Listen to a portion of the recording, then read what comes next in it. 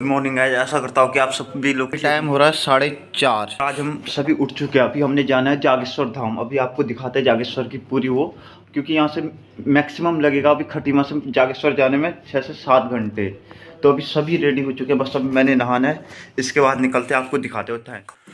तो दोस्तों देख सकते हैं आप लोग, हम तैयार होकर इंतजार में बैठे हैं सरदार जी की गाड़ी के। वो बोल रहे हैं कि गाड़ी का टायर पंचर हो गया है। थोड़ा विघ्न आते हैं भगवानों के दर्शन करने में, एकदम से इतनी जल्दी भगवानों के दर्शन हो नहीं जाते। 5:30 बजे। अभी टाइम 5:30 बज चुके हैं। नहा धो के आज इतनी जल्दी नहा लिया है हमने 5:30 बजे। बिल्कुल तैयार होकर रेडी होकर बैठे पड़े हैं, बस इंतजार है सरदार जी का। अब आपको जाते जाते दिखाते हैं, हल्द्वानी की सैर करवाते हैं। हल्द्वानी, जागेश्वर, अल्मोड़ा सब शहर में देखो, मिलते रहो। गाइस हमारी आखिर गाड़ी आ चुकी है, तो अब निकलते हैं जागेश्वर की तरफ को।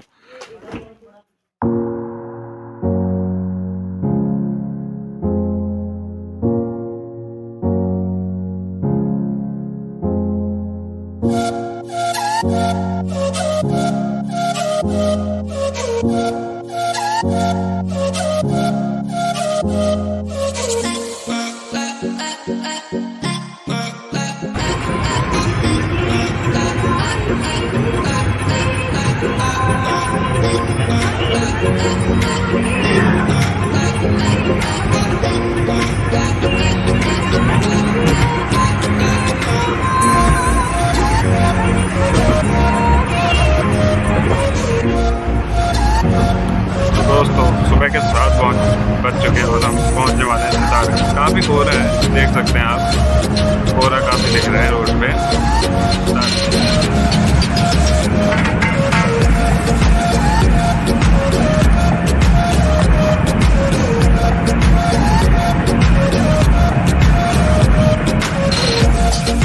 तो दोस्तों अब हम पहुंच चुके हैं सितारगंज क्षेत्र में। ऐतिहासिक महत्व के लिए सितारगंज क्षेत्र बहुत ही प्रसिद्ध है। इसका प्राचीन नाम की बात करें तो इसके प्राचीन नाम को लाल खास कहा जाता था। यहीं पर बैकुल बौद्ध और बौर बांध बने हुए हैं। ये देखिए हमारे पिताजी यहाँ पेट्रोल पंप के पास उतर रहे हैं रुपए देने के लिए। भाभी पीछे सोई हुई हैं, उन्हें नींद आ रही है और हाथ हिला रही है, नींद खुल गई उनकी।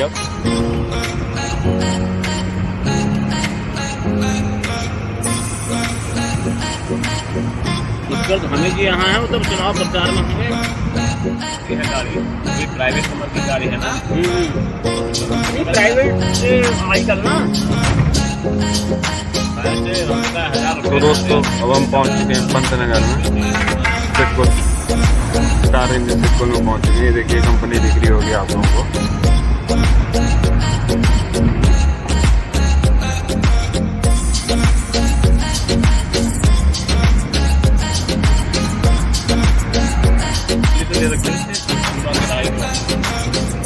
देख सकते हैं आप सामने एक्सेंट की कंपनी है, जिसे बालाजी के नाम से भी जाना जाता है। और इसी में प्लाईवुड एक्शन नाम से प्लाईवुड का काम चलता है इसी कंपनी में। बहुत बड़ी कंपनी है, 3 पेज है इसके, सेक्शन 1, सेक्शन 2, सेक्शन। चुनाव के चक्कर में बहुत ज़्यादा भीड़ लगी हुई है यहाँ गाड़ियों की।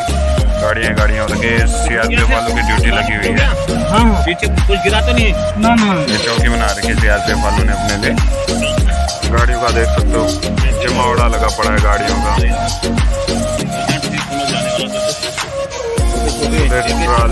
लाइन में लगे पड़े, मिट्टी रेता सब ले जा रहे हैं इंदौर नदी से। ठेका ले रहे हैं तो लगा पड़ा है।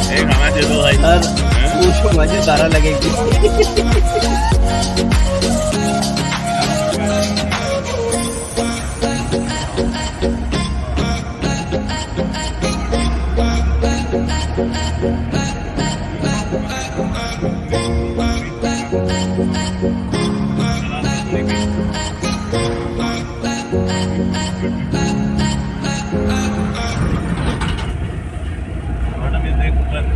देखो गाड़ियाँ देखो, गाड़ियाँ अब क्या बताइए। अब इसका नंबर आता है, दिखाता है, सबका नंबर दिखाता है बोलना ना आ जाता है एक चक्कर मिली। तो दोस्तों अभी हम भाभी के मायके जा रहे हैं, जरा सासू माँ को लेके आते हैं, उन्हें भी जागेश्वर के दर्शन करवा के लाते हैं। वो बेचारे भी बोल रहे थे कि जागेश्वर के दर्शन करने हैं, उन्हें भी बहुत भगवानों में लीन है वो भी। उन्होंने तो नेपाल जाके शालिग्राम पत्थर भी लेके आए हैं वो तो पूजने के लिए, जिससे बद्रीनाथ की मूर्ति बनी हुई है। देखिए भाभी खुश हो रही है, पीछे हंस रही हैं। हम तो सोच रहे हैं कि भाभी को यहीं छोड़ जाएं, गाय भैंस का काम करेंगे 2 दिन, पर भाभी का मानना है कि नहीं मुझे भी दर्शन करने हैं, तभी इन्हें भी ले जा रहे हैं।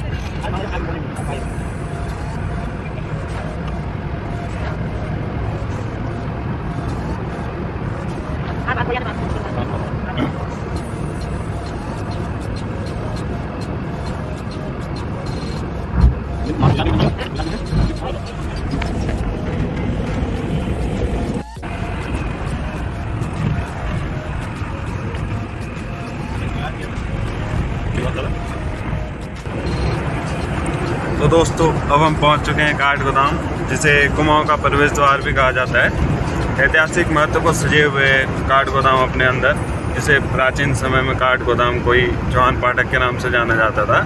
अंग्रेजों के टाइम में सबसे पहले यहाँ ट्रेन पहुंची थी 24 अप्रैल 1884 को। उस टाइम पे यहाँ रैमजे का शासनकाल हुआ करता था। 1857 की क्रांति के समय भी काठ गोदाम बहुत ही महत्वपूर्ण था, क्योंकि 1857 की क्रांति का अगर प्रभाव पड़ा था सिर्फ, तो वही इसी हल्द्वानी और काठ गोदाम क्षेत्र में ही पड़ा था। उस टाइम पे कमिश्नर के तौर पे यहाँ रैमजे काम कर रहे थे, तो उन्होंने वहाँ नेपाल से गोरखा सेना को बुलाकर 1857 की क्रांति को दबा दिया था। तो ऐतिहासिक महत्व के लिए बहुत ही महत्वपूर्ण माना जा सकता है इस काठ गोदाम वाले क्षेत्र को।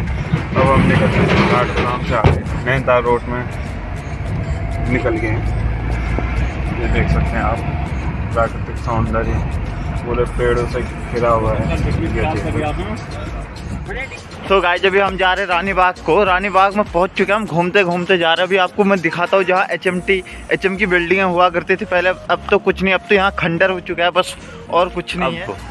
तो गाइस अभी हम पहुंच चुके हैं रानी बाग। अगर बात करें रानी बाग की, तो रानी बाग को बसाने का श्रेय जो जाता है वो हमारी जिया रानी जी को जाता है। जिया रानी ने ही रानी बाग को बसाया था। लगभग 12 वर्षों तक जिया रानी ने यहाँ पर बाग का निर्माण किया था और यहीं पर ठहरी थी। जिया रानी की बात करें तो जिया रानी को कुमाऊं की लक्ष्मीबाई के रूप में भी जाना जाता है। जब 1398 में तैमूर लंग का आक्रमण हो रहा था कुमाऊं क्षेत्र में और गढ़वाल क्षेत्र में, तो उस टाइम पे जब हरिद्वार के जो शासक थे वो अमरदेव पुंडीर थे। जब अमरदेव पुंडीर के वहाँ पर तैमूर लंग का आक्रमण हुआ, तो उस टाइम पे सहायता के लिए प्रीतम देव ने अमरदेव पुंडीर की सहायता की थी। इस कारण अमरदेव पुंडीर ने अपनी जिया रानी का विवाह प्रीतम देव से करा दिया था। उसके बाद कुछ झगड़ों के कारण जिया रानी बाद में अपने बच्चे को लेकर ये रानी बाग वाले क्षेत्र में आ गई थी और रानी बाग वाले क्षेत्र में लगभग 12 वर्षों तक निवास किया था।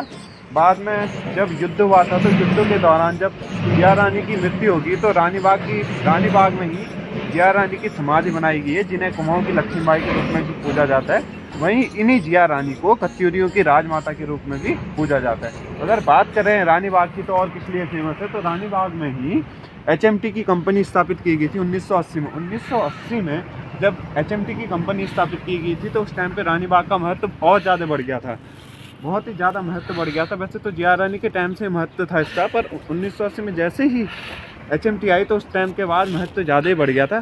पर कुछ कारणवश ऐसे रहे, कुछ कारण रहे जिसके कारण HMT कंपनी को बंद करना पड़ा, क्योंकि ये पुराने मॉडल में बार बार घड़ियों को निकाले पड़ी थी। तो इसका हाल भी जैसे आज नोकिया का हाल देख लो, बस वही हाल HMT कंपनी का हो गया था और यहाँ से पूरा अभी खंडहर बन चुका है। अभी यहाँ कुछ नहीं है HMT देखा जाए तो। HMT में एम्स से पहले यहीं प्रस्तावित हुआ था कि यहीं एम्स रानी बाग की नहीं HMT की बिल्डिंगों में तोड़ के नया एम्स बनेगा, नया लुक आएगा, लेकिन अब ये कैंसिल होके किच्छा में बन रहा है एम्स जो है। आपको हमें बिल्डिंगें दिखा रहा हूँ, ये बहुत काफ़ी पुरानी हो चुकी है, पूरी खंडर बन चुका है।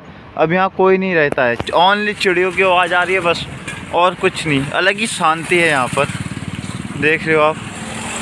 तो गाइस ये वीडियो काफ़ी लंबी हो जा रही है, तो मैं इसे यहीं पर एंड कर रहा हूँ। मैं आपको नेक्स्ट वीडियो में आपको जागेश्वर धाम दिखाऊंगा, कौन सा नंबर का धाम है और कौन सा ज्योतिर्लिंग, आपको सब नेक्स्ट वीडियो में दिखाया जाएगा। क्योंकि अभी तो मुझे काफ़ी नींद आ रही है, उल्टी होती है तो नींद की गोली भाई बना रहा है ब्लॉग। इसलिए आपको ये वीडियो कैसी लगी please like, subscribe and share कीजिए।